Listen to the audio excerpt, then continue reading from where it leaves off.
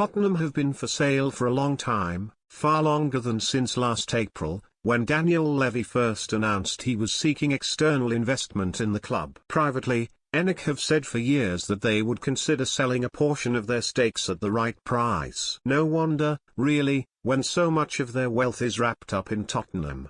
In a tale as old as time, Daniel Levy's asking price for Spurs is said to be a sticking point. But there has been genuine interest in the North Londoners, some of it public, some of it under wraps. Via her PCP Capital Partners investment group, former Newcastle United director Amanda Staveley was said to be exploring a £500 million minority stake in the club. It has been almost a year since that story first broke, however, and there has been little in the way of updates since. Earlier, the private equity firm MSP Sports Capital was linked. They conducted due diligence on Spurs with a view to a full takeover, but nothing materialized. Similarly, another US investment firm, Liberty Media, has also been loosely linked. Again, though, no dice. Crystal Palace shareholder David Blitzer is another name mentioned in football finance circles, though he would need to first divest his stake in the Premier League club he already owns. But given that John Textor will soon be out the way, the prolific sports investor may now be in no hurry to leave Selhurst Park. One name that has never gone away is Qatar Sports Investments, QSI, the sovereign wealth-backed fund fronted by Paris Saint-Germain and beIN Sports supremo Nasser Al-Khelaifi. Al-Khelaifi has met with Levy for investment talks a few years ago, though both parties have always denied the substance of the meeting.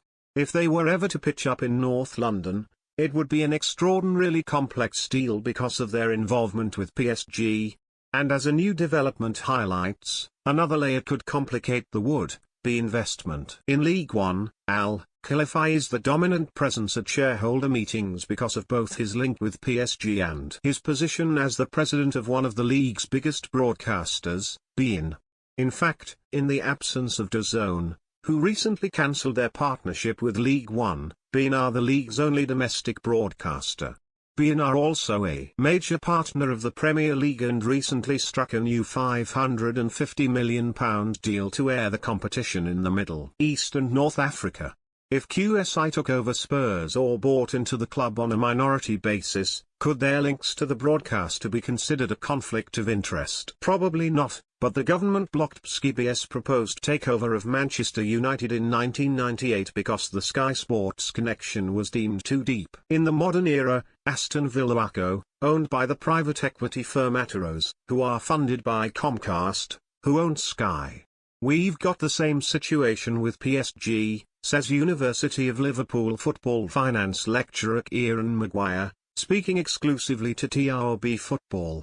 With the broadening of portfolio interests we're seeing today, and with football in particular, now viewed as part of the entertainment industry, it makes sense that whoever is broadcasting that entertainment would want a closer relationship with it. You can see the logic from beIN's point of view, having both a content producer, the club, and a content distributor, the broadcaster, under the same umbrella. As well as the price issue, there are several factors said to be holding up the potential sale of Tottenham, some of them coming from the buy side, others from the sell side. Among those is the fact that the lenders that supplied Spurs with the loans for their new stadium have change of control clauses that would allow them to renegotiate at a higher rate if there is a takeover. For Spurs, that would likely mean paying much higher interest, as Levy secured such a sweet deal the first time around. Simply put, the deal might be too good to walk away from. On the flip side, several sets of talks are said to have collapsed over confusion over who would actually run the club after the deal is complete. Multiple reports have suggested that Levy would demand a management contract to continue acting as chairman in the event of a full or partial sale. So what is in it exactly for a new partner, especially if it is a minority deal with limited control? The club also has 30,000 minority shareholders who may need to be bought out in the event of a full takeover. If QSI are interested, it seems likely they would want 100% control. So, there are myriad factors that suggest that a deal is not close. Even when a suitable partner is found, the machinations of the deal itself will likely take several months to play out, with both in-house and external checks demanding a lot of time.